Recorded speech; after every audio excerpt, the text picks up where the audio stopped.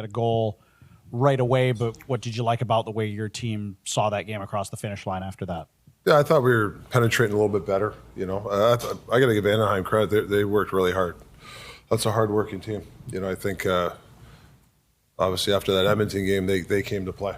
And but I liked our third period, yeah. How about the 2 periods prior to that?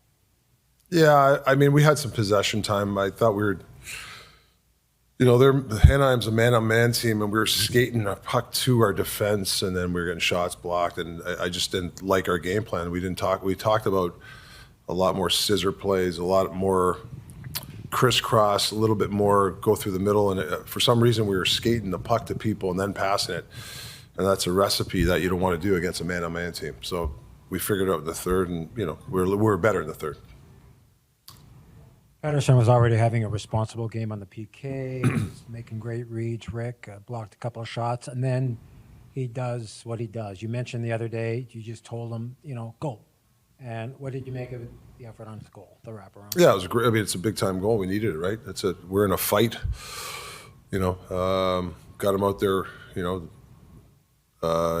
draw there, and, that's a big-time play. That's Spinorama. That's the stuff he can do for us. We talk a lot about Brock's performance, 17 goals now to lead the NHL, but your confidence in him to put him out there in a 2-1 hockey game to make sure that they don't score. Sure, he gets the empty netter, but it's certainly a vote of confidence on your part to have him out there. Yeah. I like this. We had a video today about we didn't have enough nut front presence, and where is he? He scores that goal. That's a big goal for us, too. And then, obviously, I tell you, when he had that puck, some guys missed those empty nets. What's he, 3 for 3 this year? I mean, those are high pressure shots, and he puts them in. But he's done a nice job defensively. He deserves to be out there. Him and Millsy and Petey. I thought put them out there last minute. I thought that it was a good line for us.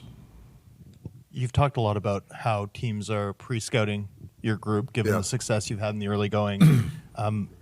It seemed like your zone time wasn't necessarily reflected on the shot clock through 40 minutes. Like maybe a lot wasn't getting through, and at least when it did, it was high quality. Yeah. What are you seeing that's making it harder for your club to sort of translate zone time into shots right now? Well, I'll be honest with you, like the puck's going up. We're getting a lot of shots blocked from the point where the puck's dying up there sometimes, and I think we're skating the puck, which looks good. But we're skating pucks to people instead of passing it and then give and go. I'm a give and go guy. Like you skate pucks to a person, then you give it to them. Well, if you're playing a man-on-man team, you're bringing the other guy right to your defenseman. So we started to scissor a little bit more in the third, and D dives, and it kind of opened up a few things. But I think you get a little frustrated. Everybody wants to hold on to the puck, and I think when you play, like I said, teams like Anaheim that play man-on-man, it's more move the puck and then move your feet instead of moving your feet with a puck and then passing to a guy. I think. I have to look at the video. I thought we got better in the third with that concept. Your thoughts on Andrei Kuzmenko getting back into the lineup tonight? His performance tonight? Yeah, I mean, he was okay. I mean, I thought he was okay. Yeah. And do you have any update yet? I'm sure it's a little early, but did Mikheyev sustain anything serious? What's the level of concern there? Yeah, I haven't really checked, but somebody said I think he's going to be okay. Took obviously, I think the X-rays were negative. I'm pretty sure that he should be okay, but that's a tough shot to take, right? Yeah. This is a business. I know you cared about Beauvillier. You gave him lots of ice. You moved him up and down the lineup. You had so many chances. Rick, what do you make of his time here and departure? Well, it's business, right? We need the cap space. He's a guy that he was tradable. Now we got some cap space to get some stuff that we need to do down the road. And there's competition in Abbotsford too. There's a couple of guys knocking on the door, so you can make a trade like that, and then we'll see what we're going to use with that cap space down the road. Rick, you've talked a little bit about Thatcher going on a little bit of a run here in net. Yeah. When you see him have games like this, how much more do you want to just stick him out for another one after what he did tonight?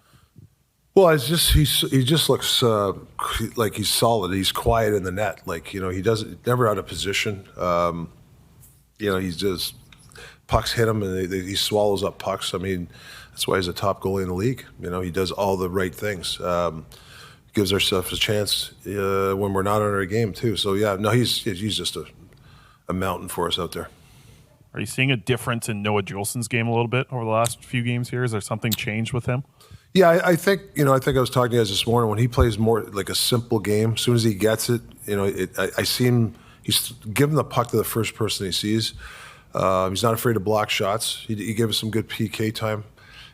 His breakouts are getting better. I think his overall game is getting better. He's chipping away at it, but when he moves the puck quick, it's when he holds it and gets in trouble. That's when he gets in trouble. But I've seen a guy that's moving the puck, and he's listening to footy. He's doing a nice job.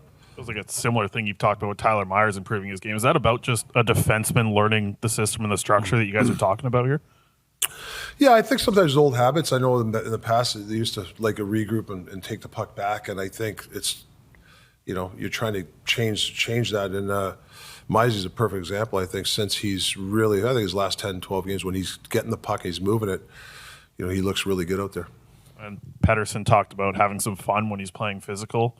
What do you think about him kind of adding that to this game? I know he was, pretty light when he came into the league. He's put on some weight. When he's throwing the body around like that, being physical, what do you think about that from one of your stars? Yeah, he's an art to do it. I don't know. I used to love to hit, but somehow he's better than me the way he does it. I don't know how he does it, but he surprises people.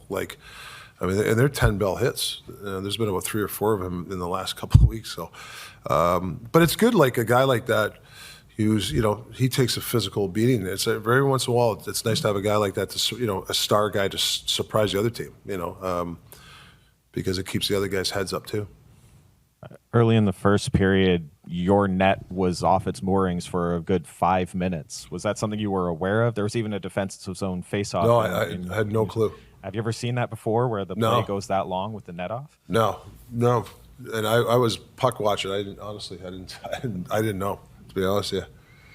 And you mentioned making scissor plays in the third period. Yeah. For those of us who may not be familiar with that terminology, could you explicate? Well, when a forward comes out of the corner, he starts to climb. You either want your D to go down the wall or maybe through the middle. And I felt as the guy, the forward was climbing with a puck, he would skate it to the defenseman, then give it to him. And when you play man on man, that's not a great recipe, right? So I think when you go through, now it's man on man, what does the guy do? He goes with him, and it just creates havoc. And I thought we created a little more havoc, and that's why we started getting more shots. But you get some guys get frustrated because when you get ozone time and they don't see things happening, then they start holding on the puck. And I thought in the third, we started to understand that, hey, don't get frustrated and let's stick with the game plan. That's what I thought tonight.